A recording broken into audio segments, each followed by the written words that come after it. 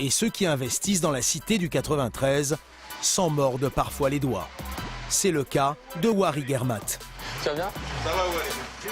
À 43 ans, cet ancien trader possède à Saint-Denis plusieurs biens immobiliers, notamment cette petite boutique qui est aujourd'hui fermée. C'est un local dans un immeuble haussmannien. Il fait 71 mètres carrés. Il y a une grande pièce principale avec une grande vitre. Ça, c'était la deuxième pièce qui sert de bureau. Et derrière, il y a encore une autre pièce. Wari a acheté ce local commercial il y a 13 ans. Il l'a payé 89 000 €. Pendant des années, il l'a loué à un assureur, 2 300 € par mois. Une bonne affaire, en apparence seulement, car lorsqu'il a voulu le vendre, la mairie s'y est opposée et elle l'a préempté.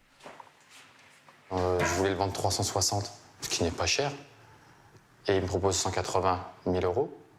Je perds théoriquement 180 000 €. Je sais pas, ils doivent penser que je travaille dans le pétrole, que l'argent, je le ramasse. Voilà. Ils m'ont proposé 180 000 € en moins. Normal. C'est dégueulasse. Parce qu'ils interviennent dans la vente entre deux particuliers, sans aucune raison valable. Le seul recours, c'est la justice, mais les procédures peuvent durer plusieurs années. Alors à contre-cœur, Wari a préféré retirer son bien de la vente et il a refusé la proposition de la mairie. Pourquoi la municipalité a-t-elle décidé de préempter son bien? Wari a sa théorie. Pour lui, l'encadrement des prix vise à décourager les foyers plus aisés qui voudraient s'installer dans la ville. C'est une politique de ghettoisation. On critique toujours les villes riches comme Neuilly ou comme le Raincy qui ne veulent pas de pauvres ou de logements sociaux, mais on oublie souvent qu'il y a des villes comme Saint-Denis qui ne veulent pas de cadres moyens. Ce n'est pas leur électorat. L'électorat qui va arriver, le nouvel électorat, de cadres moyens ne vote pas communiste. Ils votent socialistes, ils votent centristes, ils votent à droite, mais ils votent pas communistes, très peu. À part quelques intellectuels, voilà.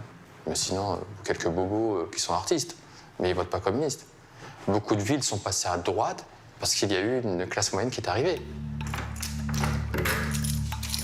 La politique mise en œuvre par les élus de Saint-Denis a-t-elle pour objectif de favoriser l'accueil des populations plus démunies, plus promptes à voter communiste?